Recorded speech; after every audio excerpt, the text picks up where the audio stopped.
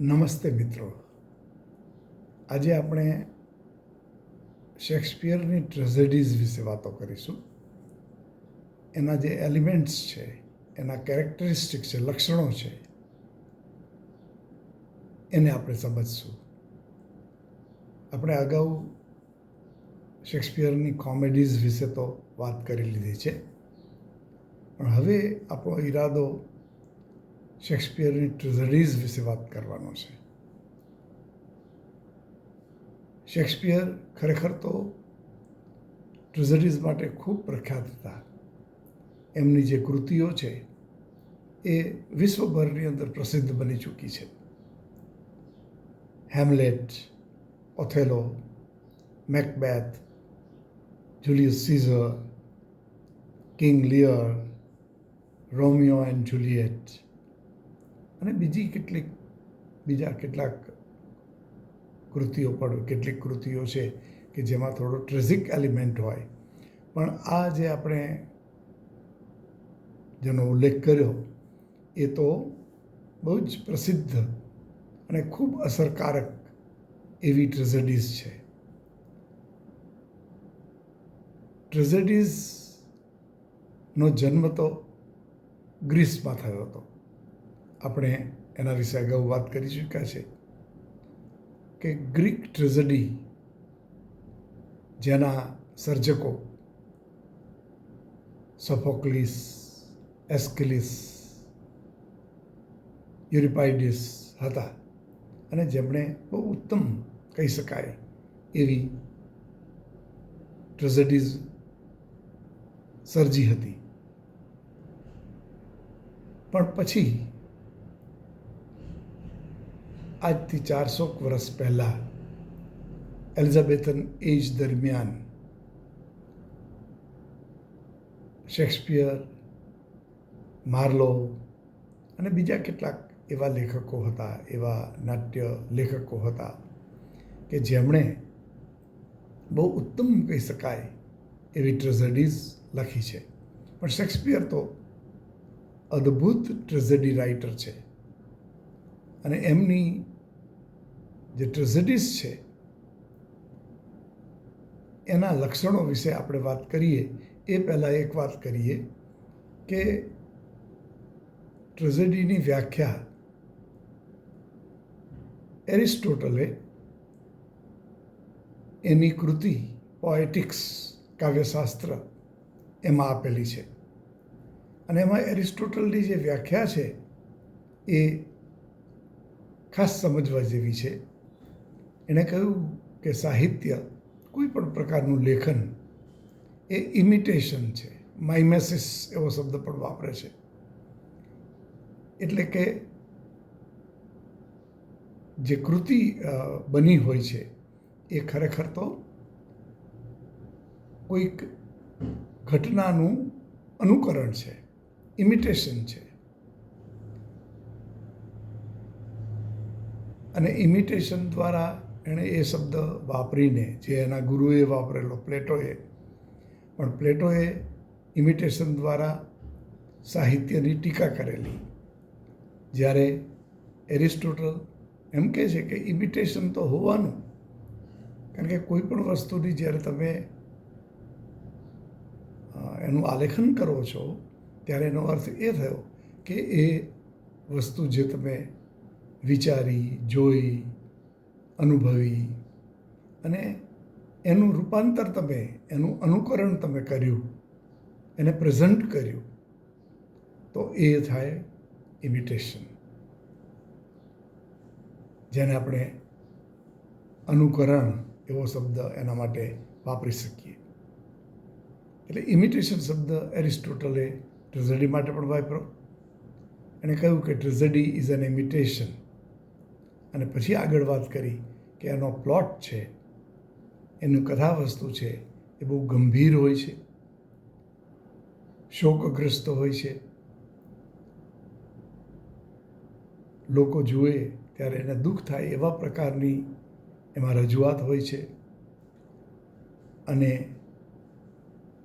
એ નાટક હોય, ટ્રેઝેડી હોય, એ પૂર્ણપણે વેલ ઓર્ગેનાઇઝડ કમ્પ્લીટ લખેલી હોવી જોઈએ. અને પછી એણે કહ્યું કે એની ભાષા પણ યોગ્ય હોવી જોઈએ, એનું જે ડિક્શન, એની શૈલી એ યોગ્ય હોવી જોઈએ, અને એનું જે ફોર્મ છે એ નેરેટિવ નથી, વર્ણનાત્મક નથી, પણ ડ્રામેટિક છે. અને ડ્રામેટિકનો અર્થ થાય નાટ્યાત્મક, એટલે નાટક રૂપે ડાયલોગ્સ, સોલિલોકીઝમાં એ રજૂ થાય છે. એટલે એને નાટકની વાત કરી. અને પછી જે વાત કરી પણ બહુ મહત્ત્વની છે કે એનો જે હીરો હોય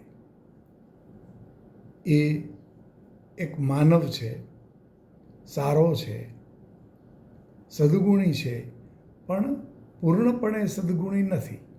એનામાં કેટલીક ખામીઓ અથવા તો એકાદ ખામી તો અવશ્ય હોય છે.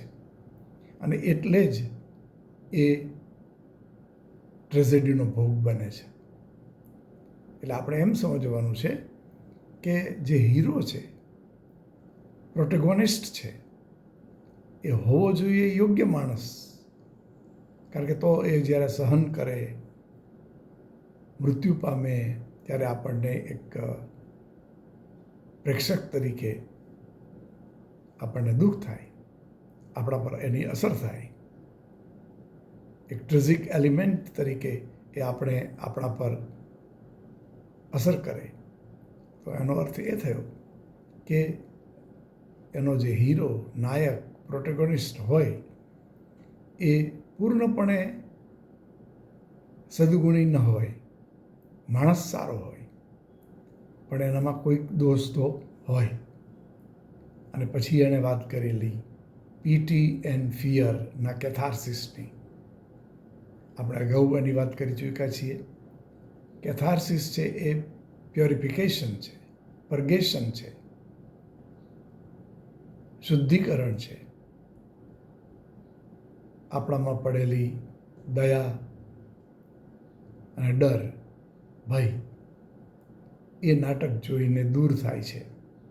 એમાંથી આપણે પ્યોરિફાઈડ થઈ જાય છે આપણું મન, અને આપણે એક મેન્ટલ હેલ્થનો અનુભવ કરીએ છીએ. આપણી અંદર પડેલી પીટી એન્ડ ફિયર હોય છે એ દૂર થાય અને આપણે માનસિક રીતે સ્વસ્થ બનીએ. આ વાત એરિસ્ટોટલે ખાસ કરેલી. અને એટલે આપણે એમ કહી શકીએ કે એરિસ્ટોટલની આ વ્યાખ્યા છે એ શેક્સપિયરના નાટકોમાં લાગુ પડે છે, એટલે કે ટ્રેજેડીઝમાં લાગુ પડે છે. એના લક્ષણોને આપણે જોઈએ તો ટૂંકમાં આપણે વાત કરીએ કે પહેલાં તો એની અંદર સિરિયસ સ્ટોરી હોય છે, ગંભીર હોય છે, શોકગ્રસ્ત હોય છે, સફરિંગ્સ, સહનશીલતા, પીડા, વ્યથા એ એમાં રજૂ થાય છે. અને એથી એનો જે હીરો અથવા હિરોઈન્સ હોય છે, બીજા કેરેક્ટર્સ હોય છે, એ બધા યોગ્ય હોય છે, રિયલિસ્ટિક હોય છે. પણ સૌથી મોટી વાત તો હીરોની છે, જે સારો તો હોવો જોઈએ, સદગુણી હોવો જોઈએ, પણ પરફેક્ટ ન હોવો જોઈએ. એનામાં કોઈ દોષ ન હોય એવું ન હોવું જોઈએ. એમાં દોષ તો હોવો જ જોઈએ, કારણ કે દોષ હોય તો જ એ ટ્રેજેડીનો અનુભવ કરવા માટે યોગ્ય ગણાય. આપણે જે કર્મનો સિદ્ધાંતમાં આપણે જે ભારતમાં માનીએ છીએ એવી રીતે કંઈક તો આપણામાં એવો દોષ હોય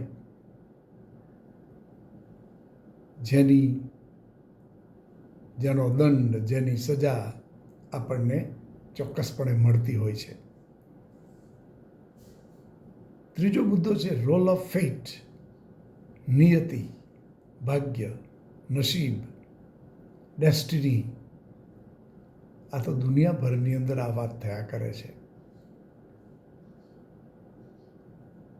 આપણું જીવન ભલે આપણે માનવ શક્તિશાળી ગણાય છે, પણ આપણા હાથમાં નથી. નિયતિ છે એ આપણા જીવનને ચલાવે છે, ક્યારેક પરેશાન કરે છે. આ બધું નિયતિ છે. એ ગ્રીક હોય કે ઇંગ્લેન્ડ હોય કે ભારત હોય, વિશ્વભરના લોકો નિયતિનો સ્વીકાર કરે છે. અને આપણે તો એમ પણ માનીએ છીએ કે નિયતિ છે એ જેમ આપણે કપાળની વાત કરી છે કે આપણા કપાળમાં એ લખેલી છે, રિટન ઓન યોર, બરાબર, તમારા કપાળ ઉપર લખેલું હોય. તો એનો અર્થ આપણે ભારતીય માન્યતા છે, એ લખેલું હોય કે ન હોય, પણ એટલું તો ચોક્કસ કે આપણા મનમાં લખાયેલું છે, આપણા અંદર લખાયેલું છે. અને એટલે જ કપાળની વાત ભલે થઈ હોય, પણ કપાળની અંદર આપણું મગજ છે, મન છે. અને તેથી આપણે જે કંઈ જીવનમાં અનુભવીએ એ અંતે તો ડેસ્ટિની દ્વારા, નિયતિ દ્વારા જ થતું હોય છે. એટલે નિયતિનો સ્વીકાર તો વિશ્વભરમાં લોકોએ કરવો જ પડે છે, કરેલો છે. આપણે જાણીએ છીએ કે કોઈ વ્યક્તિ અતિ ધનિક હોય કે બહુ મોટો સત્તાવાળો હોય, પણ કોઈનું પરમેનન્ટ ચાલતું નથી. આપણે કોઈ બહુ મોટા ઉદ્યોગપતિ કે ધનિકની વાત કરીએ તો શું એ અમર બની જાય છે? નહીં, કોઈ અમર બનતું નથી, કોઈ અમર હોતું નથી. શું એ રોગ વિનાનો રહી શકે છે? નથી રહી શકતો. એને પણ કોઈ રોગનો અનુભવ કરવો પડે છે.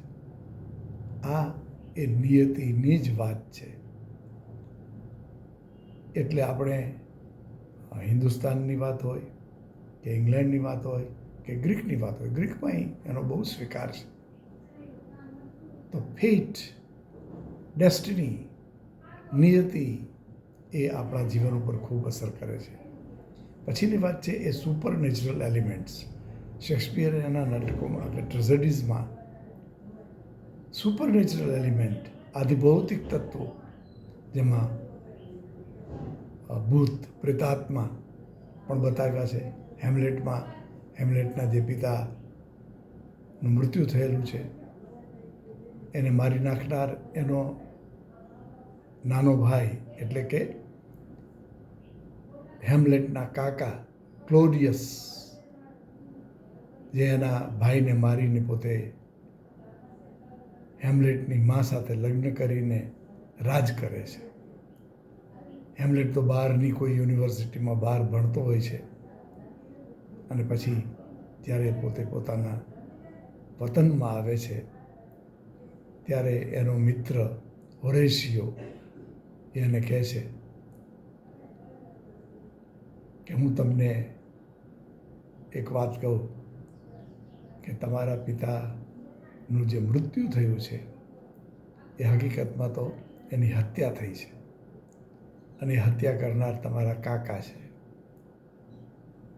અને એની સાથે તમારી માં જોડાઈ ગઈ છે. હેમ્લેટને બહુ દુઃખ થાય છે, પણ એ જલ્દી માનવા તૈયાર નથી. અને હોરેશિયો એને એના પિતાની પ્રેતાત્મા તરીકે મુલાકાત કરાવે છે, અને ત્યારે હેમ્લેટના પિતા, પ્રેતાત્મા, ભૂત, એને કહે છે કે મને મારી નાખ્યો છે તારા કાકાએ, મારા ભાઈએ, અને મારા ભાઈએ લગ્ન કર્યા છે તારી માતા સાથે. તારે આનું વેર લેવું પડશે, તો જ હું સંતુષ્ટ બનીશ. હેમ્લેટ આમ વિચારશીલ માણસ હતા, વધારે પડતો વિચારશીલ, થિંકિંગ ટુ મચ, અને વધારે પડતું વિચારવાને કારણે એ નિર્ણય લઈ શકતો નથી. અને એટલા માટે એમ કહેવાય છે કે હેમ્લેટની કઈ ભૂલ હતી? એ ભૂલ હતી વધારે પડતું વિચારવાની, પ્રોક્રેસ્ટિનેશન, એટલે કે વિલંબ કરવાનું, વધારે લાંબો સમય લગાડવાનું, જલ્દી નિર્ણય નહીં લેવાનો, ઇનડિસિઝિવનેસ. જ્યારે તમે નિર્ણય ના લઈ શકો તો તમે તમારું જે કામ છે એ તમે કરી શકતા નથી. અને હેમ્લેટની જે વાત છે એમાં આ વાત છે કે એની નબળાઈ કઈ છે, એનો ટ્રેજિક ફ્લો કયો છે? એ છે વિલંબ, ડિલે, પ્રોક્રેસ્ટિનેશન.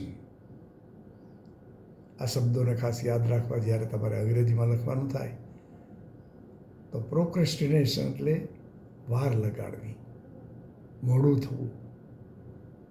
અને જ્યારે તમે નિર્ણય નથી લઈ શકતા જીવનમાં, ત્યારે તમે અવશ્ય દુઃખી થવાના.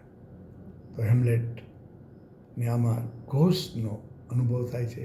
તમને ખબર હશે કે મેકબેથમાં પણ 3 વિચીસ, ડાકણો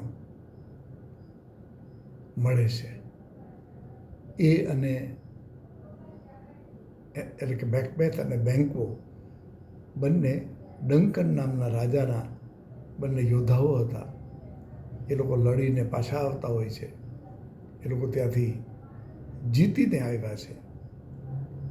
એ વખતે 3 વિચીસ, ડાકણો અથવા નારી હોય અને પ્રેતાત્મા હોય, એને પણ વિચીસ કહી શકાય. એ વિચીસ રસ્તામાં મળે છે અને મેકબેથને અને બેન્ક્વોને કહે છે કે તમે લોકો જીતીને આવ્યા છો, તમને તમારું સ્વાગત, પણ એક વાત યાદ રાખજો, તમારી પાસે એટલી તાકાત છે કે તમારે હવે રાજા બનવું જોઈએ. એટલે આ લોકોને એમ થાય કે રાજા કેમ બનાય? રાજા તો ડંકન છે. તો આડકતરી રીતે એમ કહેવા માગે છે કે ડંકનની હત્યા કરો. જો ડંકનની હત્યા કરશો તો તમે રાજા બની શકશો. આવી વાત આ વિચીસ દ્વારા થાય છે. અને બેન્ક્વો એવું નથી સ્વીકારતો, એ સારો માણસ છે. પણ મેકબેથમાં એમ્બિશન, મહત્વાકાંક્ષા છે, સત્તા મેળવવાની એનામાં ઈચ્છા હોય છે, ઝંખના છે. અને તેથી એણે એ સ્વીકાર્યું. અને પછી તમે જાણો છો કે એને ડંકનને પોતાને ત્યાં બોલાવેલા, મહેમાન તરીકે રાજાનું સ્વાગત કરવા માટે, અને એની હત્યા કરી. તો આ વાત છે એ સુપરનેચરલ એલિમેન્ટની છે. બહુ એક અગત્યનો મુદ્દો છે હમાર્ટિયા. અને હમાર્સિયા એમ બોલે છે ઘણા, પણ હમાર્ટિયા એ એનો ઉચ્ચાર છે, જેનો અર્થ થાય ટ્રેજિક ફ્લો, એટલે કરુણતા ભર્યો દોષ. દોષ એવો કે જે કરુણા સર્જાવે. આમ તો એર ઇઝ હ્યુમન. માણસની ભૂલ થવી એ માનવીય છે. ભૂલ વિનાનો કોઈ માણસ હોતો નથી. કંઈક ને કંઈક ભૂલ હોય છે. એ અંગેની વાત પણ આપણે કરીશું, વધારે ડિટેલમાં કરીશું. અત્યારે ફક્ત એટલી જ વાત કરીએ કે tragic flow is one of the cause of tragedy of the hero. પછી શેક્સપિયરના નાટકોમાં અંતે નાટક પૂરું થાય ત્યારે હીરોનું ડેથ થઈ જાય છે. મોટાભાગે હીરો જીવતો નથી ટ્રેજેડીઝમાં. હેમલેટ હોય કે મેકબેથ હોય કે જુલિયસ સીઝર હોય, કિંગ લિયર હોય, એ બધા મરણ પામે છે. રોમિયો અને જુલિયેટ બંને પ્રેમીઓ છે, પણ બંને મરણ પામે છે. એમના મનની અંદર, હીરોના મનની અંદર એક આંતરિક સંઘર્ષ હોય છે. એક્સટર્નલ સંઘર્ષ પણ હોય છે, બાહ્ય સંઘર્ષ હોય છે, પણ આંતરિક સંઘર્ષ પણ હોય છે. અને એના મનમાં એક સ્ટ્રગલ ચાલતો હોય છે ગુડ અને ઇવિલ વચ્ચેનો. એકંદરે તો એની અંદર સદગુણો હોય જ છે, પણ પેલો દુર્ગુણ છે એ એને એ તરફ લઈ જાય છે અને એથી સંઘર્ષ રહે છે. સૌથી મોટી વાત તો આપણે કેથાર્સિસની કરેલી, કે કેથાર્સિસ છે એમાં શેક્સપિયરના નાટકમાં પીટી એન્ડ ફિયર બંને જોવા મળે છે, જે એરિસ્ટોટલે વાત કરી છે. પણ એ પીટી અને ફિયર એ નાટક જોઈને ટ્રેજેડીઝમાં પ્યોરિફાઈડ થઈ જાય છે. એ આપણા મનની બહાર નીકળી જાય છે અને આપણે માનસિક રીતે સ્વસ્થતા અનુભવીએ છીએ.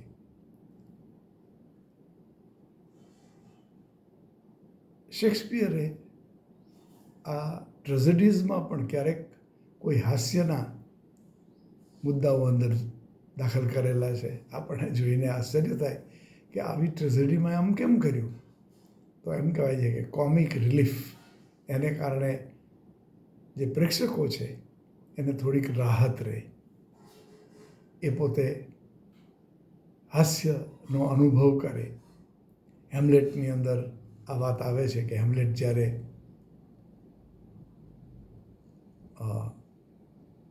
કબ્રસ્તાનમાં જાય છે અને ત્યારે એક માણસ એ કબરને તોડીને, ટંબને તોડીને અંદરથી કોણ છે એને તપાસતો હોય. ત્યારે હેમલેટ પૂછે છે અંદર કોણ છે, અને પછી બંને વચ્ચે હાસ્યની વાત થાય છે. પહેલા માણસને મન તો મરેલી વ્યક્તિ, પુરુષ કે સ્ત્રી, ધનિક કે ગરીબ, મહાન કે સામાન્ય હોતી નથી. બસ બધા સરખા થઈ જાય. ડેથ મેક્સ ઓલ ઇક્વલ, બધાને સમાન બનાવી દે. એમાં કોઈ મોટું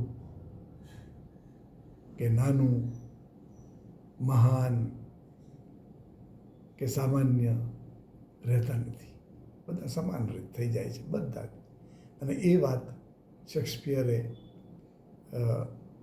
થોડી હસાવીને કોમિક રિલીફ સાથે રજૂ કરી છે. એટલે આ જે બાબતો છે એના અંતે એક છેલ્લી વાત, કે પોએટિક જસ્ટિસ, કાવ્યાત્મક ન્યાય, એ જીવનમાં હોવો જોઈએ, સાહિત્યમાં હોવો જોઈએ. કોઈ સહન કરે તો એના માટે એ જવાબદાર હોય, તો જ આપણે જે કર્મનો સિદ્ધાંત કહીએ છીએ એ પ્રમાણે તો જ એ સહન કરે. પણ શેક્સપિયરના આ ટ્રેજેડીઝમાં પોએટિક જસ્ટિસ જોવા મળતું નથી. એવી રીતે વિવેચકો એમ કહે છે કે શેક્સપિયરના નાટકોમાં ભલે બહુ અસરકારક છે, પણ પોએટિક જસ્ટિસ એ એમાં જોવા મળતું નથી. એટલે આવી રીતે આપણે શેક્સપિયરની ટ્રેજેડી વિશે વાત કરી. એના મોટાભાગના એલિમેન્ટ્સ છે એની ચર્ચા પણ કરી. તમે એને વાંચી, વિચારી અને એના વિશે વધારે જાણકારી મેળવી શકો છો. એટલે આ ટ્રેજેડીને સમજવી એ બહુ અગત્યનું છે, કારણ કે શેક્સપિયરની ટ્રેઝડીઝ એ જગતની ઉત્તમ કૃતિઓમાંની એ ગણાય. તેથી તમારે એને બરાબર સમજવી જોઈએ. તો આપણે અહીં આપણી આ વાત પૂરી કરીએ છીએ. આજે ફરીથી તમને યાદ અપાવું કે તમે આપણા જે એપિસોડ્સ છે એ જુઓ, સાંભળો, લાઈક કરો, સબસ્ક્રાઈબ કરો, કોમેન્ટ કરો અને એક જેમ કહેવાય ને એક સ્ટડી એ દિશામાં આગળ વધો. રિસર્ચ કરો, કંઈક નવું એવું શોધી કાઢો કે જે શેક્સપિયરમાં જોવા મળે તો અન્ય કોઈ લેખકમાં, તો તમે કમ્પેરેટિવ સ્ટડી, કમ્પેરેટિવ રિસર્ચ કરી શકો છો. તો આપનો પુનઃ ખૂબ ખૂબ આભાર. Thank you very much. Thanks a lot.